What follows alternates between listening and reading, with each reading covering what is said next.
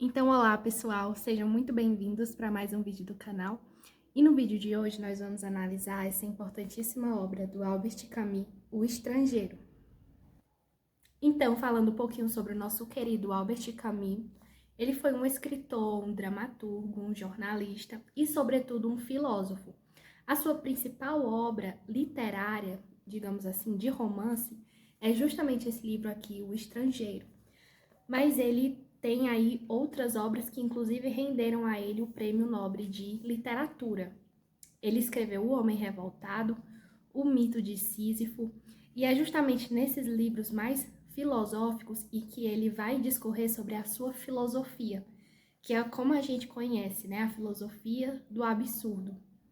Inicialmente, o Albert Camus, ele teve ali uma relação com o existencialismo, principalmente com Sartre, porque Sartre foi o principal nome ali do existencialismo na época em que Camus se envolveu com essa corrente. Mas aos poucos ele foi se distanciando dessa corrente e acabou, inclusive, sendo um crítico a Sartre e ao existencialismo, e fundando aí a sua filosofia do absurdo. Então, falando um pouco sobre a filosofia do absurdo de Albert Camus, a gente tem essa filosofia principalmente no livro O Mito de Sísifo. É justamente nesse livro em que ele vai discorrer, principalmente apoiado na mitologia grega. Para quem não conhece, Sísifo, ele foi condenado pelos deuses a todos os dias, sem cessar, eternamente, subir uma pedra pelo monte. E sempre que ele conseguia chegar no alto da montanha com a pedra rolava abaixo. E ele buscava a pedra e subia com ela, e a pedra rolava de novo, e assim sucessivamente, eternamente. E a gente não vê só esse tipo de castigo eterno da repetição somente no mito de Sísifo. A gente tem aí outras mitologias, outros castigos em que eles são exatamente isso, é uma repetição eterna. E o Albert Camus vai se apoiar nessa mitologia. Inclusive, a gente tem aí o mito de Sileno, né, em que, ao ser questionado sobre por que os homens nasceram, qual o sentido da vida, ele vai dizer que o melhor para os homens seria não ter nascido. E se nasceu, o melhor seria deixar essa vida o mais breve possível. Apoiado nessas mitologias gregas, Albert Camus vai elaborar a sua tese de que o mundo é um absurdo. A vida é um absurdo, nascer é um absurdo, viver é um absurdo e morrer é um absurdo. Mas por que é um absurdo? Porque nós mesmos não conseguimos dar sentido à nossa vida. Nós mesmos não conseguimos ordenar o mundo. Nós não sabemos o sentido da vida, não sabemos por que nascemos e nem sabemos por que morremos. E é justamente por isso que o mundo é um absurdo. Mas, estudando ali, principalmente a questão do suicídio, Albert Camus vai chegar ali no conceito do homem absurdo. Então, ele sai do conceito do homem no absurdo e ele chega no homem absurdo, que é aquele em que absorveu, esgotou o absurdo e se esgotou a si mesmo. E ele é o homem que vai ter ali dois conceitos principais, que é a coragem e o raciocínio. É através da coragem que o homem absurdo vai perceber que realmente a vida não tem sentido. Ele não pode dar sentido à vida e ele não tem plena liberdade de si mesmo. Mas mesmo assim, ele vai ter a coragem de viver a vida como ela tem que ser vivida. A vida precisa ser vivida. E através do raciocínio, ele vai saber os seus limites. É através da razão que a gente consegue perceber os nossos limites e viver a vida como ela tem que ser vivida. Então, nunca fugir, mas viver, enfrentar, ter coragem. E entendendo esse ponto importante da filosofia do Albert Camus, a gente entra na sua obra O Estrangeiro. Aqui a gente vai acompanhar a história de um cara intendível, você não entende ele, certo? É o Meursault. O Meursault, ele é a caricatura do absurdo, vamos dizer assim. Ele é o absurdo extremo. Ele não se pergunta qual é o sentido da vida, por que ele nasceu. Ele não se pergunta nem mesmo o porquê que ele vai ter determinada atitude. Ele tá aí vivendo a sua vida, fazendo aí um paralelo com o mito, está levando sua pedra para cima do monte e ele não tá nem aí para nada. E, inclusive, aqui dentro do livro, a gente vai ter ele narrando. Então, quem narra os próprios fatos, os acontecimentos, é o personagem principal, é o Merceau. E a gente não tem nenhum momento, digamos, um diálogo interno dele com ele mesmo. A gente não sabe o que ele está pensando. Até porque, pelo que parece, ele realmente não pensava nada, ele só agia e acabou. Então, um ponto muito importante aqui desse livro é que o Merceau, ele não é como os personagens anteriores a esse livro.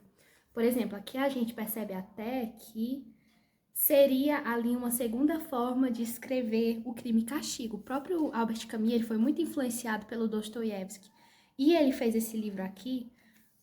A gente nota que é parecido com a história do Dostoiévski, né, no caso do Raskolnikov, porque aqui você também tem um crime, você também tem um pós ao crime, ou seja, um julgamento.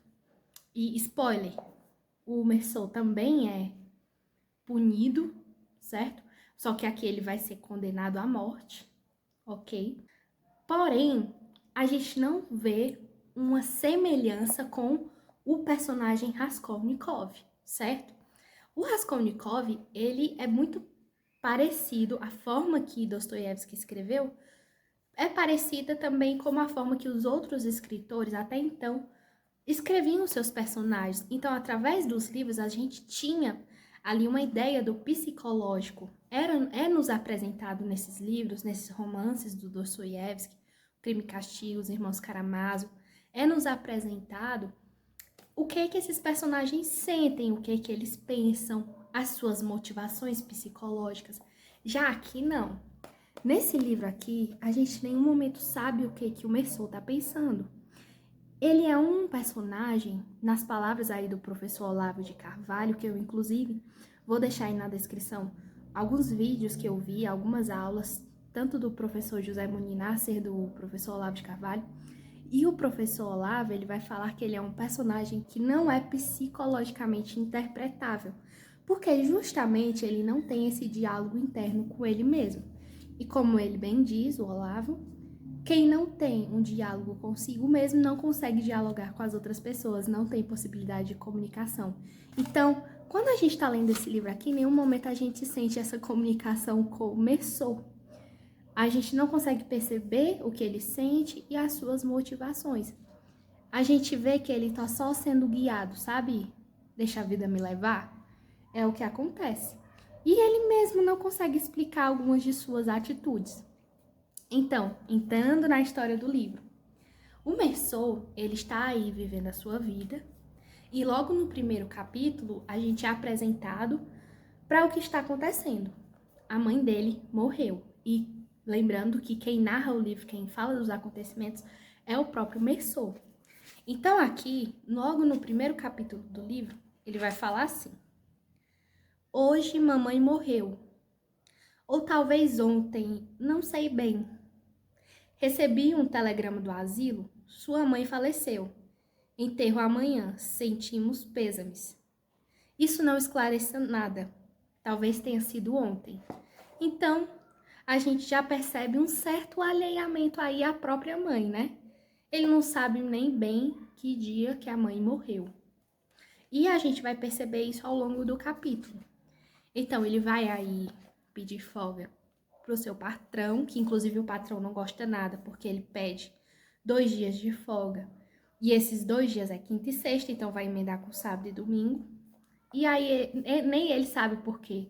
O patrão dele ficou meio zangado com ele e ele só vai descobrir isso depois, porque ele nem fica se perguntando, como qualquer outra pessoa normal ficaria, né? E buscaria entender o motivo. Mas o Merceau, ele pede esses dias de folga e ele pega um ônibus para ver a sua mãe, que inclusive estava internada no asilo. Ele internou ela nesse asilo E ele chega no asilo, ele fala ali com algumas pessoas e vela a sua mãe ali durante a noite e de manhã acontece um enterro. E ali ele acaba conhecendo algumas pessoas que a sua mãe conviveu, inclusive ali um noivo, digamos assim, um senhor que ela conheceu e ela era muito próxima dele ali no asilo, inclusive ele é o único dos senhores ali, dos senhores das senhoras do asilo que é autorizado a participar do enterro. E é basicamente isso, o que as pessoas ali, nesse acontecimento do velório da mãe do Merceau, acabam percebendo nele é justamente esse certo assentimentalismo. Ele não demonstra nenhum sofrimento e isso mais tarde vai acabar prejudicando. E mais um trecho do livro que a gente consegue perceber esse alheamento do Merceau, que é quando ele acaba de enterrar ali a sua mãe e ele está indo para casa. Então, aqui na página 26, a minha edição essa aqui da Record, é a mais comum. Tinha razão, não havia saída. Conservei ainda algumas imagens deste dia, por exemplo, o rosto de Pérez, quando pela última vez juntou-se a nós próximo da aldeia. Grandes lágrimas de abatimento e dor corriam-lhe pela face, mas por causa das rugas não fluíam. Espalhavam-se, juntavam-se e formavam um espelho d'água naquele rosto destruído. Então, o Pérez aqui é o noivo, o crush da mãe dele, né? Espalhavam-se, juntavam-se e formavam um espelho d'água naquele rosto destruído. Houve ainda a igreja e os aldeões nas calçadas, os gerânios vermelhos sobre os túmulos do cemitério. O desmaio de Pérez dir-se-ia uma marionete desconjuntada. A terra cor de sangue que deslizava sobre o caixão de mamãe, a carne branca das raízes que nela se misturavam. Mais gente ainda, vozes, aldeia, à espera diante de um café, o ronco incessante do motor e a minha alegria quando o ônibus entrou no ninho de luzes de Argel e eu pensei que me ia deitar e dormir durante 12 horas. Então, essas são as memórias que o Merceau conservou. Então, ele conservou bastante imagem ali do Pérez e do momento do enterro da mãe. E aí a gente já não vê nenhum tipo de sentimentalismo, nem, por que minha mãe morreu? Por que morremos? A vida é tão breve. Nenhum tipo de reflexão acerca do mundo. E no final ele se sentiu alegre porque ele queria mesmo era voltar para casa e dormir 12 horas. Então aí a gente já percebe um pouco de como é o Merceau. E isso não vai mudar durante o livro, certo? Então esse livro aqui não é um livro que vai te pegar pela emoção, nem por um tipo de apego ao personagem, aos sentimentos do personagem. De forma alguma, esses sentimentos não são revelados, eles parecem que nem sequer existem. O que acontece é que durante todo o livro, a gente quer pegar o Merceau e dar uma balançada nele, um beliscão, para ver se ele acorda para a vida e toma as atitudes que ele tem que tomar na vida dele, porque ele acaba se prejudicando com esse negócio de só estar vivendo a vida e a vida que me leve é isso. Então, quando ele chega em casa, ele dorme, no outro dia, ele, eu gostaria de ir para a praia. Não está se lembrando muito da mãe dele, não. Ele vai para a praia, ele acaba encontrando uma amiga dele, uma ex-colega de trabalho, que é a Marie, e ele acaba ficando ali com a Marie, eles vão para a casa dele e ela acaba ali ficando com ele na casa dele durante uns dias aí. E também é um ponto engraçado essa questão do relacionamento dele com a Marie, porque durante ali alguns momentos do livro, ela vai questioná-lo se ele a ama, e ele vai dizer que não, ele não ama, e ela vai se perguntar por que ela gosta dele, e ela vai concluir que ela gosta dele justamente porque ele é tão sincero, né? Ela pergunta para ele se ele se casaria com ela, e ele diz que sim, se casaria, mas tanto faz para ele, sabe? Ele diz, olha, para mim não faz diferença, tanto faz, mas eu casaria. E ela vai e pergunta, o que eu quero saber é se outra mulher te perguntasse a mesma coisa, você também ia querer casar com ela? E ele dizia, para mim tanto faz, mas provavelmente sim eu aceitaria casar com ela. Então ele tem essa característica de ser bastante sincero, né? E a Marie, de certa forma, ela gostava dessa característica do Merceau. E ali no prédio onde ele morava, ele acaba encontrando com um rapaz que também mora ali. Ele tem aí uma péssima fama, ele tem aí uma fama de gigolô, digamos assim. Então, as pessoas ali falam que esse rapaz é sustentado por mulheres, certo? Dizem que ele não trabalha e que ele é sustentado por outras mulheres. E em uma conversa ali com esse rapaz, o Merceau, ele acaba sabendo ali de uma situação que ele compartilha, né? Ele pede para compartilhar como um amigo. E ele vai dizer que ele tinha uma namorada. Ele diz que ele sustentava essa namorada de tudo, dava tudo que ele podia para ela, ele trabalhava para sustentar ela. E um certo dia ele acabou encontrando ali bilhetes, como se fossem bilhetes de loteria na bolsa dela. E quando ele encontra esses bilhetes de loteria e de jogos de sorte, ele acaba achando que tem alguma tapiação da parte dela. Inclusive, ele pergunta pro Merceau. Ele diz, o que você acha disso? Aí o Merceau, eu não acho nada, mas eu acho interessante. Aí esse rapaz acaba dizendo que acreditou que aquilo era algum tipo de tapiação, que ela estava de alguma forma enganando ele. E simplesmente espancou a menina, né? Meteu-lhe a porrada na menina. E ela tinha um irmão, né? Que era um árabe. E no meio aí dessa briga que ele espancou a menina, esse árabe desafiou ele. Ele acabou batendo no árabe e pronto, saiu, foi-se. Aí, ok. Esse irmão dessa garota, esse árabe, ele vai ser importante ali mais depois. Mas aí ele ainda acaba compartilhando com o Merceau que ele tem um plano para humilhar a menina, para castigá-la. E ele pede que o Merceau escreva uma carta para a garota e ele diz que o plano dele seria chamar ela, passar uma noite com ela e no final cuspir e dizer que estava castigando ela, algo assim. Então esse era o plano dele. O Merceau, como ele não tem um mínimo de consciência moral, porque essa é outra característica do Merceau, ele não é psicologicamente interpretável e ele não tem nenhum tipo de consciência moral, ele simplesmente, ok, eu aceito fazer essa carta aqui para você. E mesmo não tendo nada a ver com essa história e com essa situação, ele vai e escreve a carta. Ok, passam-se alguns dias, ele está com Marie e escuta algumas pancadas. Sai e vê que é o rapaz lá do prédio dele que estava batendo na sua ex-namorada. Ele realmente executou o plano que ele falou. E acaba aparecendo um guarda que bate nele e tudo e mais. E, final das contas, ela foge dali, a ex-namorada desse rapaz do prédio. E o rapaz pede que Merceau seja testemunha na delegacia. E ele diz, ok, afinal, ele não tá nem aí, tanto faz pra ele, né? Ele vai ser testemunha de que a menina estava de alguma forma enganando e que ela mereceu aquelas pancadas, né? Dias passam, o rapaz convida a Marie e o Merceau para ir para a praia com os amigos dele e conta pro Merceau que o árabe, que era o irmão da menina, estava atrás dele. Ele estava se sentindo perseguido, ele estava ali perseguindo ele com outros árabes.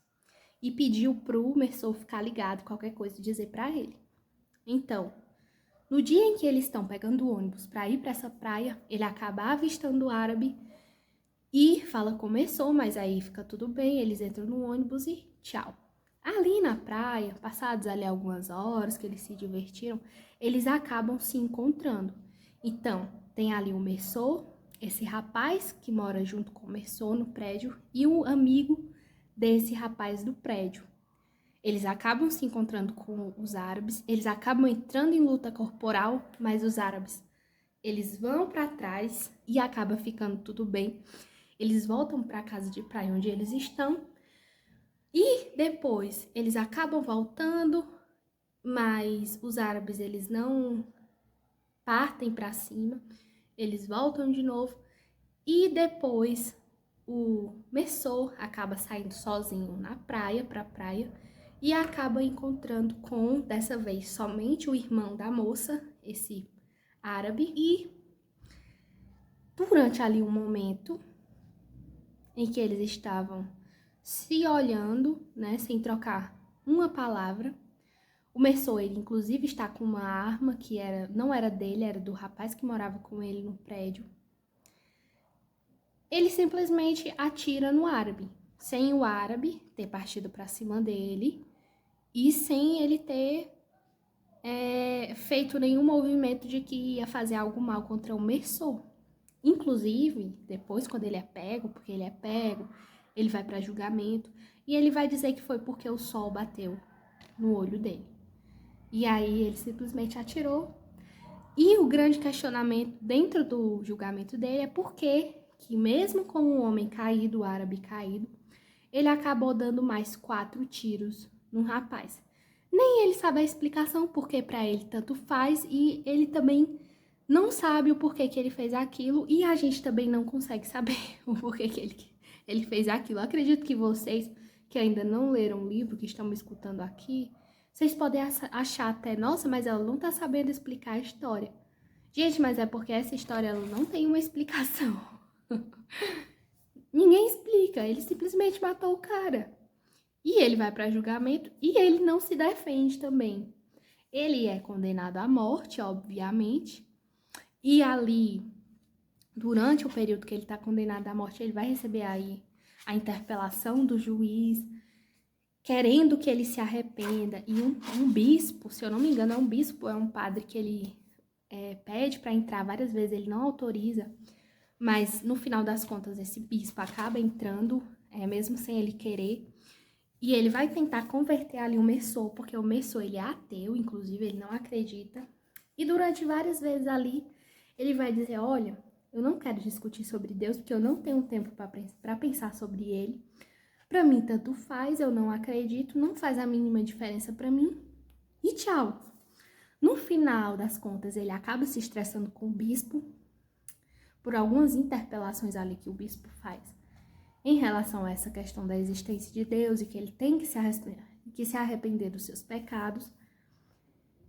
E ele não, aqui nesse livro você não tem a redenção do Merceau, como, por exemplo, acontece no Crime e Castigo, né? Aqui você tem que ele se mantém ali com aquela convicção dele até o fim, de que essa questão de Deus e da transcendência e da vida eterna, para ele, tanto faz. E aqui, no final do livro, a gente consegue ver um pouco sobre como foi aí esse último sentimento que ele teve no momento da morte. Então, eu vou ler aqui para vocês o trecho. A paz maravilhosa deste verão adormecido entrava em mim como uma maré. Neste momento, e no limite da noite, soaram sirenes. Anunciavam partidas para um mundo que me era para sempre indiferente. Pela primeira vez, em muito tempo pensei em mamãe. Pareceu-me compreender porque ao fim de uma vida arranjara um noivo, porque recomeçara. Lá, também lá, ao redor daquele asilo onde as vidas se apagavam, a noite era como uma trégua melancólica. Tão perto da morte, mamãe deve ter se sentido liberada e pronta a reviver tudo. Ninguém tinha o direito de chorar por ela. Também eu me senti pronto a reviver tudo, como se esta grande cólera me tivesse purificado do mal, esvaziado de esperança diante desta noite carregada de sinais e de estrelas. Eu me abria pela primeira vez à terna indiferença do mundo. Por senti-lo tão parecido comigo, tão fraternal, enfim, senti que tinha sido feliz e que ainda o era. Para que tudo se consumasse, para que me sentisse menos só, faltava-me desejar que houvesse muitos espectadores no dia da minha execução e que me recebessem com gritos de ódio. Então, esse é o final do livro. Esse final, ele me lembra muito a ideia do eterno retorno, que essa ideia antiga, dos antigos, ali da Grécia, e que eles acreditavam que o mundo, ele era uma eterna repetição. Ele terminava e recomeçava. E todos nós que aqui vivemos, a gente está eternamente vivendo a mesma vida. E quando ele fala aqui de se sentir preparado para recomeçar tudo novamente, para mim é uma referência a essa questão, sim, do eterno retorno, dessa crença aí antiga. Então, pessoal, é isso. Eu espero que vocês tenham gostado do vídeo. É uma obra que eu recomendo muito, apesar de você sentir vontade de estralar os dedos na cara do começou, de balançar ele, sacudir ele, dar um beliscão para ver se ele acorda para a vida e toma aí as suas próprias atitudes. É um livro muito bom, principalmente quando você conhece a filosofia do Camus, porque ele se torna ainda mais belo, você vê ali mais sentido no livro, você entende melhor o que ele quer repassar. Então eu recomendo muito mais um livro aí lido da lista do professor José Moni Nasser e até o próximo vídeo, pessoal. Tchau, tchau!